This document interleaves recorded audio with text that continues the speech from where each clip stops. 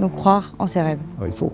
Moi, je ne serais pas là si je n'avais pas cru en moi. Ouais. Aujourd'hui, nous sommes au Palais Garnier, à quelques heures du concert des ambassadeurs Rolex, grands mécènes de l'Opéra de Paris. À cette occasion, nous avons eu l'immense honneur d'échanger avec Alexander Neff, son directeur. Alexander Neff, bonjour. Bonjour. Alexander, nous avons la chance de vous avoir en tant que directeur de l'Opéra de Paris depuis 2020. Cette année est une année toute particulière, puisque c'est un anniversaire important, c'est les 150 ans du Palais Garnier. Alors, qu'est-ce qu'on va voir ce soir? Comment ce concert des ambassadeurs Rolex s'inscrit dans la vision de ce que vous voulez développer pour l'Opéra de Paris? Il y a des artistes au sommet de leur art.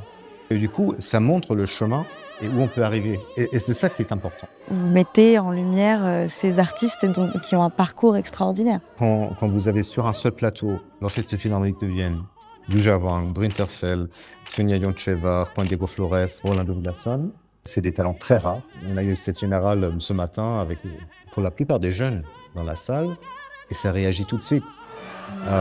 Parce que ce qui est communiqué depuis le plateau, c'est vraiment le top du top.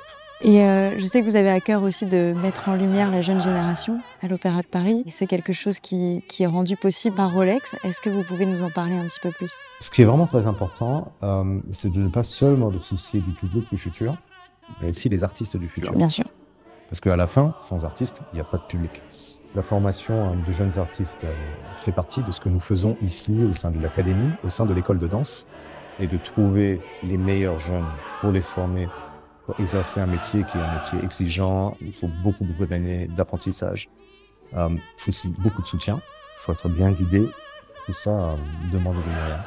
Et de disposer de ces moyens pour former les artistes du futur, c'est extrêmement précieux. Même des gens qui sont issus des milieux qui ne sont pas du tout des milieux de musique classique. Donc, on va dire, ça peut être pour vous. Donc croire en ses rêves, finalement. Il faut. Moi, je ne serais pas là si je n'avais pas cru en moi. Ouais. Et votre rêve, c'était d'être là? Non, je ne savais pas que c'est mon rêve. C'est ça qui est beau. La destinée que j'avais définie pour moi-même, c'était de devenir professeur à l'école. Et après, j'ai rencontré par des amis musiciens, musicologues, Gérard Mortier, qui est un de mes prédécesseurs ici, qui à l'époque dirigeait le Festival de Salzbourg, et qui me disait, plus ou moins, mais vous êtes complètement fou de vouloir devenir professeur à l'école. Vous êtes doué pour l'opéra. Je vous donne un poste. Et depuis 25 ans, j'ai fait que ça. Du coup, j'ai osé de sauter. Alexander, merci beaucoup. Merci à vous. Et longue vie à l'opéra et au rêve. Voilà, au rêve.